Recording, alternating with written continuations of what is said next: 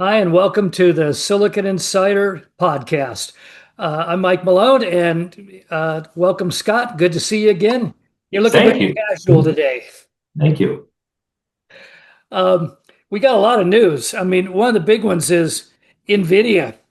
How can you escape the NVIDIA story this week? It became the first company ever to have a market value of $4 trillion. That passes, it runs way past Apple, Microsoft, everybody. And they don't show any signs of stopping. I mean, a couple months ago, people were saying, oh, NVIDIA may have topped out. The stock isn't moving as fast as it was. It looks like it's kind of moving into a middle age.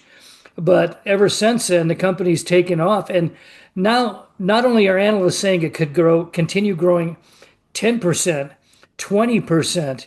I even read one that said there's no reason this company can't grow 50%. That would be a $6 trillion company. Yeah. It's just hard to imagine. Right. I mean, and this is a company that is up by about $1 trillion in the last couple of months, by a couple trillion in the last year. It is just staggering, the growth rate, because it's really the center of the hottest technologies. We've talked before. We don't really know if all these AI startups and software companies will make money.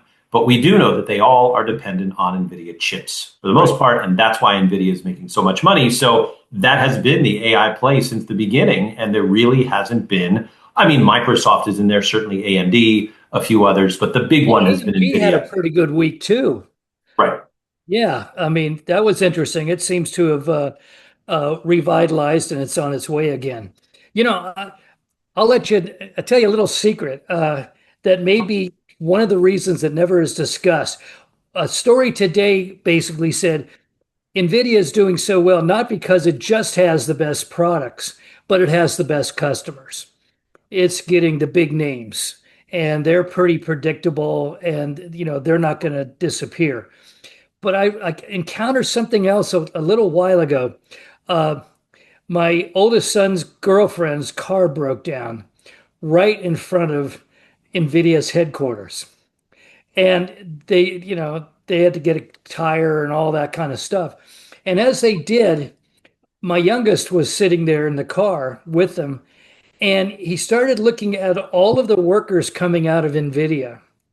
And he was struck by not how young they were, but how old they were. That this company may not, everyone's, when's it going to blow up? But it may not. These are mature individuals manning this company. And he said they were like middle-aged men and women. They were driving nice cars, but nothing flashy. And they just look like hardworking business people and not, dynamic young entrepreneurs trying to make a killing. And that may be the secret sauce. I mean, it's a secret sauce. I mean, certainly you look at this starts from the top, Jensen Huang, been there the whole time. Yeah. Hasn't left, has been the CEO. He certainly doesn't have to work, hasn't had to work in many, many a day. And many of those people still don't have to work. And it is a workforce that is mature. I've been over to that building and the previous building lots of times doing stories, and you notice that. It's a great culture. People enjoy it. Obviously, they work hard. Obviously, they're well rewarded. The concern with a company that reaches a new market cap record is obviously how many of those people are just going to say, wow, I have so much money. I really don't have to work. I'd rather be on an island somewhere or, sort of permanent vacationing, that kind of thing. And that's an absolute legitimate concern. And it's happened to many companies in the past. It's happening all the time at places like Apple and Microsoft. But it is true that NVIDIA has never been a flash in the pan. It's always been a place where people appreciate the culture. They stay for a long period of time. And if you ever need an example of how that can be rewarded, you've got it right now. And I think the old notion that if a job is fun, it's very hard to walk away from, no matter how well you're doing. And these guys at NVIDIA, they don't seem to be walking away. They seem to be having a great time with all this. Yeah. Again, a good culture, a wildly successful company. You are on the cutting edge of the biggest thing right now, and you're super busy. Everybody's relying on you. all of these things that probably, I would imagine, make employees feel really good about themselves and really necessary. I don't talk to a lot of people over there that have anything bad to say or that say, gosh, I just feel like a cog in the machine. People say, I've got to work long hours, I've got to work hard, but think about what we're doing here. We are building the future because they've obviously bought into AI as well. So if it continues, and from what you said at the top, if it continues to be this super important technology, I don't see why NVIDIA wouldn't continue to be among the, if not the most important company in the tech world right now. And once again, validation of the HP way. You treat your people like adults, you respect them, you give them responsibility. Funny how the Valley never seems to, except for a few, memorable companies, the Valley never seems to understand that. They've never learned. And this is another example. NVIDIA employees are proud to be there. It's their company. And, I wish them well. My suspicion is they could go on almost forever. The only thing that's going to slow them down is infrastructure. That, the energy may slow down because these server farms are just beginning to suck up all the power in the world, and they can't be built that quickly. So that may end up being the limiter on all of this. Well, that and just will AI prove to be a super important profit generating technology? We don't really know that yet. And, there are echoes back to the dot-com boom where there were the big companies, you remember the Ciscos and the Suns that led everybody higher. And they, most of them, Sun didn't stick around all that long, but Cisco did and Apple did, and all those companies that benefited from the boom stuck around, whereas a lot of the companies that were dragged forward didn't survive and couldn't make profits and couldn't sort of make it work, and they left thousands and thousands of layoffs behind them. So AI is still, in my mind at least, not entirely proven. But boy, everybody that is trying to prove that it is a worthwhile technology is leaning on NVIDIA chips, and that's a great place to be. Well, let's get to the word unproven. We've had several events to take place the last few days. I was going to get into X and Elon a little bit later, but we've got to get into what just happened today and what happened yesterday.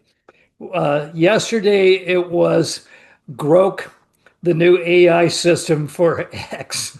It actually started suggesting that Hitler was the solution to a lot of the social problems of today, and Hitler would figure all this stuff out. And then today, Grok did the most bizarre thing imaginable. I mean, having somebody reprogram AI system to say Hitler was great, that's one thing. But this was a commentator on X, I think somewhere like Idaho or Utah. He suddenly wakes up this morning and there's a whole thing on Twitter X that talks about how to rape him. And it talks about how to get to his house, the kind of tools you would need to break into his front door lock, and then how to protect your own health while you're raping him. And no one knows how this happened, but there it is. I mean, talk about a runaway AI system. There it is. I mean, that's a glimpse of what could go wrong with this thing. Right. And to watch this stuff happen in real time, you realize AI is going to spew out what you put in. Yeah. And we know from Musk's ownership of X that anti-Semitic posts went way up, that racist posts went way up. And Musk, in the name of free speech, which I still don't think he quite understands, not only allowed that, but promoted it. There's no other way around it. And when you promote that, and it's porn too. Well, right. When you promote that on your site, and you have an AI bot that literally takes what is on the site and spews it out as information, as advice, whatever, as answers, it's sad. This is what AI is, as well as all the other stuff that people are excited about. This is what it is as well. It depends on whose hands it's in. It depends on what goes in. And I think we have to realize this is part of it. This is part of what people are getting excited about. And it's obviously extremely dangerous. It's embarrassing. I was embarrassed for the entire AI world when I was reading those things, and thinking this is why guardrails are needed, unless this is what people want. And if this is what people want, you better sell that NVIDIA stock, because this is going to go into a dark corner and not make money. And that's what AI is going to end up. So we really need to be careful now that we know what it's capable of. Yeah, if you think the dark web was dark, wait till you see this if it gets out of control. Um, it's interesting timing. The same day Elon, I guess it was today, announced a new upgraded version of Grok. And he announced he was going to put it in his cars. Yeah, that was really interesting. So we've got what, Grok 4 now, and then Grok in cars. And again, if this is what you want in your car while you're driving, asking questions, and this is what AI is going to be, look, I think we know that the future is not going to be quite as exciting as a lot of people thought, because this is what we're going to get, and it's going to drive a lot of people away. And this is why we need to be careful about these technologies. We have seen these bots that get put on places like Twitter and just spew out what people want, that are either racists or anti-Semites or criminals. And here's the answers they get. And that's what AI can do as well as all the other stuff that people appreciate. And we just need to know it goes both ways. You think it would? You think it coincidence that Linda Yaccarino, the CEO of X, basically resigned a couple days ago? Do you think I mean, she never really had. She was a CEO in title only because she's got overrun by Elon all the time. But she was brought in to enhance sales, bring back, Disney and all the folks that had walked away. She seems to have done an okay job. X seems to be financially much more healthy. But you think she just got tired of all this? Was she worn out, or is she a kind of a fixer? She came in to turn around artists, and then she's just leaving after the standard 2 or 3 years. It's hard to know. I don't know. Her statement was very, conciliatory. Had a great time. Thank you, Elon. Thank you, X. We changed the world, etc. Kind of what you'd expect to someone who may have gotten a nice package and didn't want to say anything bad. On the other hand, her job is to sell advertising. That's why she was brought in.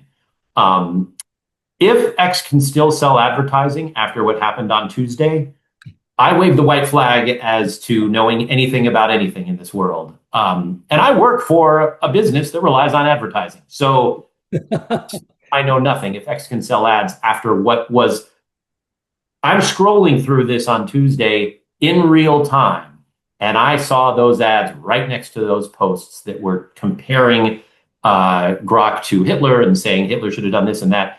And I'm thinking, if these advertisers stick around, I know nothing about marketing or advertising, and good luck. And then that same 24-hour period is when the CEO, famous for selling ads, left. And I call it coincidence, call it what you want, but clearly Musk had been in control since forever on that side as soon as he took over. Well, and meanwhile, as if he doesn't have other things to do, Elon announced he was going to start a new political party. Right. And, if I was the shareholders of SpaceX or X or any of or Tesla, I'd be ticked. I mean, where he's finally left Washington, and he seemed to be able to start to refocus on his businesses. And now he's going to, run a campaign the next 18 months? They say he already has estimated surveys say 5% of the vote. I mean, I'm not even sure which party that hammers, or both of them. But what the hell is he doing? Hard to know. He's overextending, what any leader would be doing. The fact that Tesla stock is still as high as it is shows that people have confidence. I mean, he's rolling out a car company where car sales are down. He's rolling out a robo-taxi company where where safety is imperative. And he's spending all this time on his social media site talking about starting a third party. And, we've seen from Teddy Roosevelt to Ross Perot to, I don't know, Ralph Nader and Jill Stein. It's tough to do that. It's tough to make it work. And none of those people, well, maybe Ross Perot, were CEOs of companies at the time. It's a balancing act that I'm surprised his shareholders are still willing to put up with, but they really are. This company is still very near $1 trillion valuation. Okay, Donald Trump is in the news, of course, every week, but he just sent out letters to 14 countries, setting the basically it's almost a this is a final letter, setting their tariff rates, mostly third world countries, developing countries, and BRICS countries. Um, what do you see? Do you yet see any strategy in all this? The short answer is no, no strategy other than trying to threaten countries with high tariffs so he can get something in return. And we don't really know what that is with, say, Kazakhstan or some of these countries where people are like, oh, we buy things there and we actually have tariffs back and forth and trade deficits. Who knew? He put a 50% tariff on Brazil on Wednesday, Yeah, talking about, we have to talk about in depth. well, it's just an example of we need to put a tariff on them because there's a huge imbalance. 10 seconds of Google searches will tell you we actually have a trade surplus with that country. Imbalance is in our favor. Yeah. So literally, Trump is saying we need to punish Brazil for how it's treating Bolsonaro.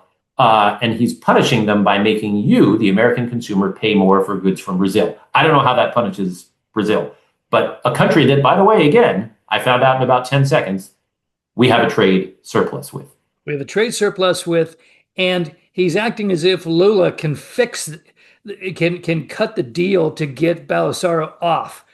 But in fact, that was a judicial decision by the Brazilian Supreme Court. So he's trying to override the actual judicial system of Brazil to get his friend off. I mean, that stunned me when I could understand the logic of some of this when I found out Canada had 200% tariffs on stuff against the US. That all I could rationalize that, but to take a country that we have a trade surplus with and then hammer them with the highest official tariff rate now, all to get a friend of his off, just strikes me as beyond the pale. I mean, there are those on the left who would say he's messing with the judicial system of another country much closer to home. Yeah, and the Fed. In North America. Yeah. Yeah, he's the Fed. Real quick, when is the Fed going to cut interest rates? Are they? I mean, there seems to be no sign of inflation right now. Why hold the Fed rate as high as it is? I mean, the only thing that I can think of, judging by Chairman Powell's comments, are that while inflation is really under control, and that's great, prices are back down, the concern about tariffs, which are often inflationary, is still a concern because we haven't seen a broad rollout of tariffs yet. Yeah. And because of these 90-day pauses and sort of delays that President Trump is getting known for. It's August 1st, yeah. Right. And remember, on Liberation Day, when all these tariffs were announced, stock market tanked. We lost trillions of dollars in value, and everyone talked about how prices are going to go up. Most of those tariffs were put off. Stock market went back up. We haven't seen the effect of the tariffs, so we don't know if they'll be inflationary. But I see that that's a concern that I can understand the Fed having because of the history of tariffs. And so if you cut rates and then inflation goes up, you look bad. So I don't know if that's the one thing holding him back, but that, I imagine, is pretty much the only thing holding him back, just the uncertainty of where prices go from here. Well, there may be an early indicator now. I just read about it today. The EU is starting to see prices rise.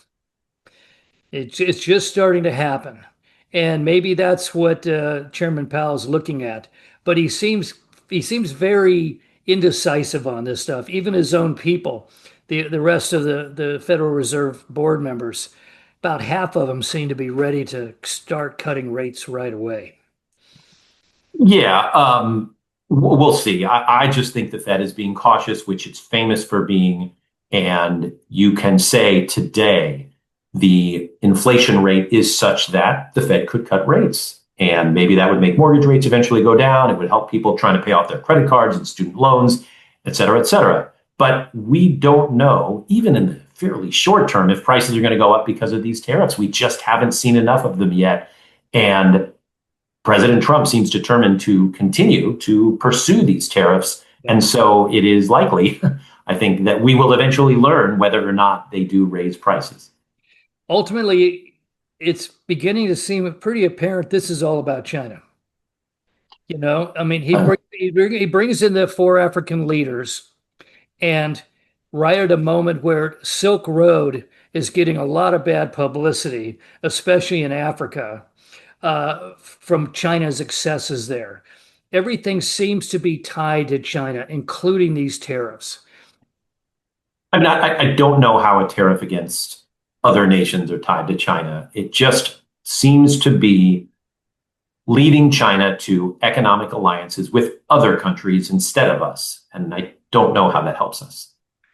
Well, I was on the BBC radio again last night, and the other guest was a woman reporter from Bangladesh, and they just got hit with a 35%.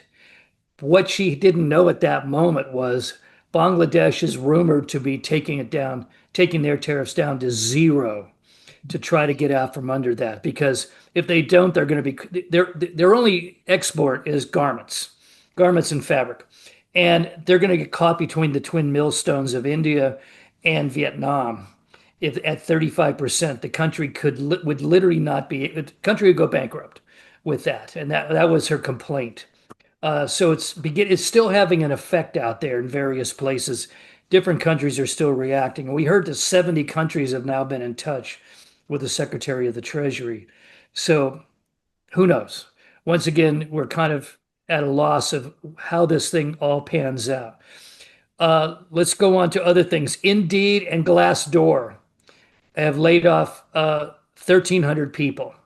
And I'm still trying to determine is this an economic downturn and these are layoffs because these companies are not making enough money. I think that's the case with some companies, but other ones like Microsoft, it's AI. I mean, we're literally seeing the first signs of the impact of AI on employment.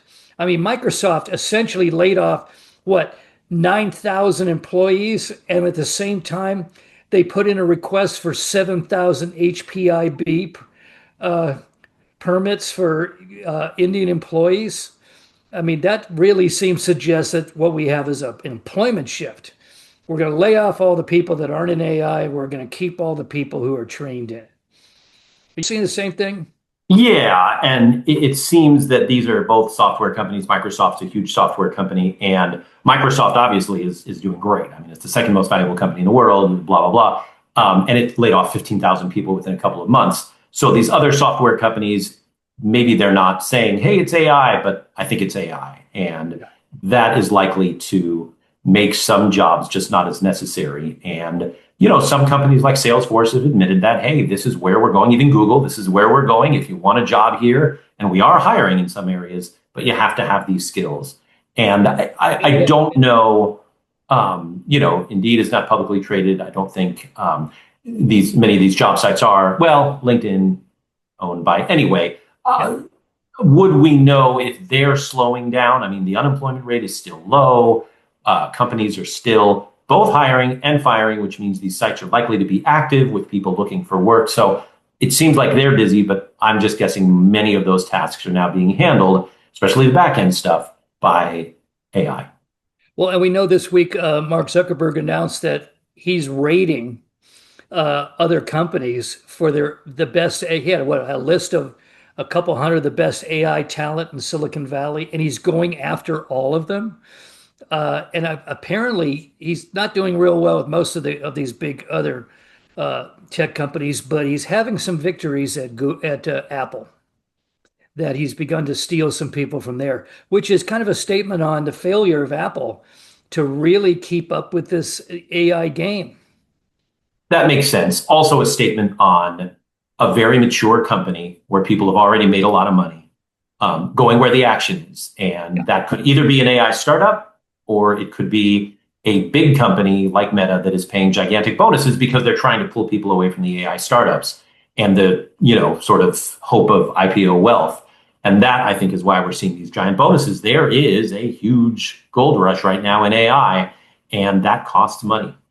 Well, Mark's going to put out a lot of money to buy these guys because Google just, I don't know if it leaked or they announced it publicly, but Google is paying on average for AI folks $350,000 a year.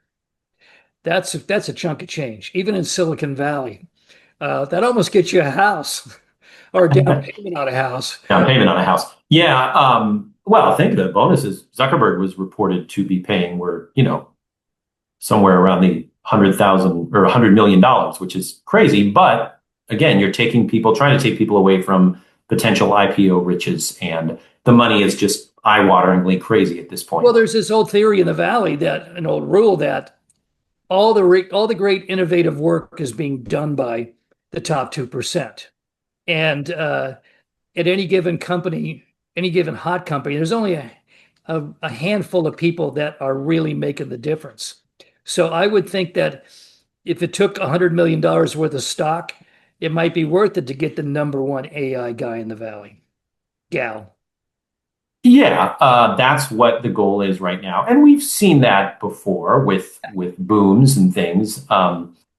But gosh, I don't think we've ever seen money tossed around like this. No, not like that. That's a lot of money on the table. Finally, there's some folks now. There was an analyst firm that literally called for Tim Cook to retire. They say he's and we've always said this, that he's not real good at new products, but he's great at process and infrastructure, and the trains run on time there. But there hasn't been a mind-boggling new product from Apple basically since Steve. So is there any validity to that? I mean, he's in a rough patch right now with China and AI and a few other areas of their business. You think it's time? I mean, hard to know. I mean, you look at the curve of growth. I mean, Apple was a great company before, and then he comes in, and the curve goes like that. right. It's hard to beat.